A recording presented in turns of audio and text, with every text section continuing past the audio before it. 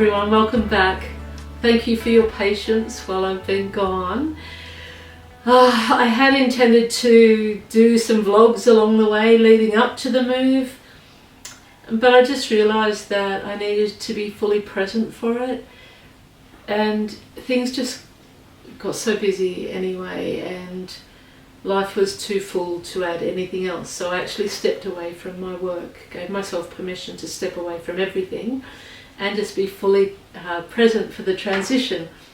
So we're in. I'm now living in our tiny home out on the acreage, and it feels amazing. So I've had 2 nights here so far. My daughter is away at the moment. I go into town to pick her up tonight. She's in the rep netball team, so she's been down to Sydney. And so the first night here, it was just myself, but I had wet wood. I couldn't get the fire going. It was freezing. I slept with my beanie on.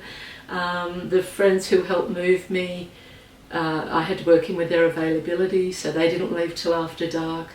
So it wasn't that sort of beautiful, grand settling in night that I'd envisioned, but it didn't matter because it's a process of settling in. It's just, it's the best feeling when you see a dream realised, a dream that's almost killed you. I'm going to talk about that a little bit in this vlog later, why the dream has to kill us first. But now it's July, which is winter here in Australia. It's that's the heat's going up. You can hear that, the heat of the chimney. I had the fire going last night too, and it was gorgeous. So yeah, it's just fantastic to be in and to feel the sense of home, and to be blessed with a day like today. So there's a light patter on the tin roof. There is big rain forecast, so it will get really quite loud later, which I love. I love rain on the tin roof. It's basically my perfect day to settle in. It's a cold winter's day. I've got the fire, I've got the dogs, my darling friend Natalie, who's a new friend from this last chapter. This chapter of transition, that's been going for 2 years, from when we left up north to when we moved in here. It'll be 2 years later this month, in another week or two, possibly when you're watching this. Yeah, and transitions are important. Transitions are a part of life as well. It's so easy to want to be in one life and then the next chapter, but the transition chapters are where we do the work, where we do our hardest work as we let go of one part of ourselves and come into the new one. So the other beautiful thing, which you can't smell, is my darling friend Natalie cooked me up all this food to help with the move. So the house smells of beautiful, nourishing dal and veggies, and so it couldn't be any better. It could not be any better to be able to just enjoy the fire, have wintry food, and light patter of rain outside, the wood sorted, the dogs happy, my gorgeous daughter coming home tonight, and feeling the space to be able to return to the vlog, because I have really missed the vlog, so much so that I want to prioritise it a lot more than I did. And now that I'm living out here, why wouldn't I? Because it's so beautiful out here. Okay, so there's been a lot of steps to show you that led to here, to this point. And I'll show you those, and we'll just talk about the process of letting a dream kill you before you rebirth. In the meantime, there is beautiful dal to eat, so I will say to you, guten appetit.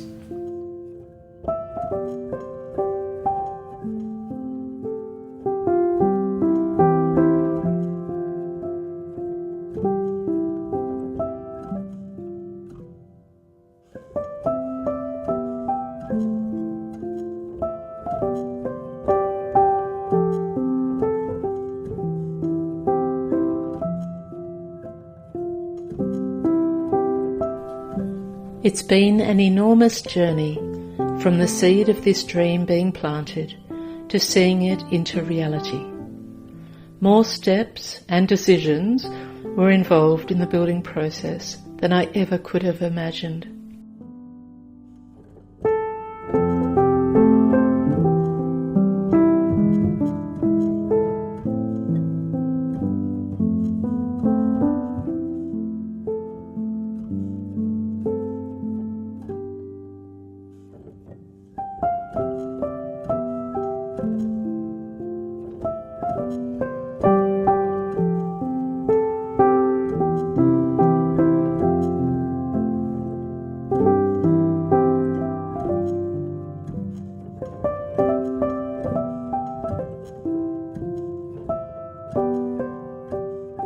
It was the same for the journey within. We have to grow into our dreams, otherwise they would already be our reality. It's a process, and part of that is letting go of aspects of ourselves that no longer serve us. We have to face our fears, which are created by those old parts of self, in order to find the courage to become the person who fits the dream. A part of us dies, so a part of us can be born. That's why going for our dreams can almost kill us. They do kill off a part of our old self. It's painful and scary, letting go of old beliefs and facing your most primal fears. I almost quit on this dream. The episode titled "A Very Unexpected Twist" shows how hard it became for me. But life nudged me gently and lovingly forward, and I grew into the readiness to make each decision and take whatever action was necessary to see it through to completion. Watching it all come together over the last couple of months no longer felt scary, and I'm actually grateful that bringing this dream into reality took the time it did. I've learned so much about the building process, and especially about myself and my new levels of strength.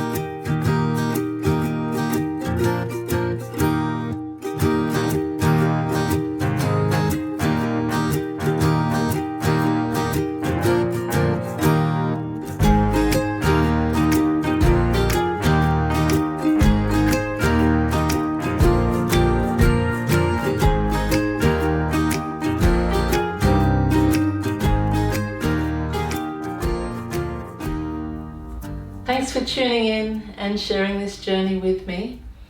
In a future episode soon, I'm going to cover the mindset that helped me make some of the decisions around the things that were scaring me the most, like how to decide on what solar system, and even if you've got no interest in solar systems, please tune in, because a money mindset applies to all of us. So this is my office. I had this room, other than the plants which stayed at the old house until a couple of days ago, but I had this room set up a couple of weeks ago. It was my first room to be finished, and I just love it. I truly love it. And So at the other end here is the living room, the spare living room, I guess, the TV room. And as you can see, there's still some things to be done. We need to get rugs. We definitely need to get rugs for both the buildings. We've got pictures to hang up and plants to repot. A lot of the plants need a lot of, I want them to really thrive in this new home as well, so they need bigger pots to grow with us. And yeah, so thank you for sharing this journey, and welcome to this office space, which is where I'll be editing these videos for you. This is a 1970s school desk, and this is the same desk that I wrote the Top 5 Regrets of the Dying, the book. All of my books actually on this one. Actually no, the purple chair I wrote on my lounge, on my big lift chair with my feet up, and it was on my lap. But for the others, because my daughter claimed this desk in the old house and I claimed it back. Yeah, so this desk came to me, the story that I spoke about at the end of the Top 5 Regrets of the Dying in the book, and at the time when I'd given away all of my belongings, and then a whole stack of stuff came to me really quickly when I was ready to settle again. This gorgeous little desk was a part of that time. So it's been about 15 years since then, and I can't tell you how happy I am to have it back from my daughter. It means I have to buy her a new desk, but that's okay because I'm a little bit attached to this. And I'm also attached to storytelling and to my beautiful community. So thank you so much for tuning in, and I look forward to sharing time together again soon. You take care out there.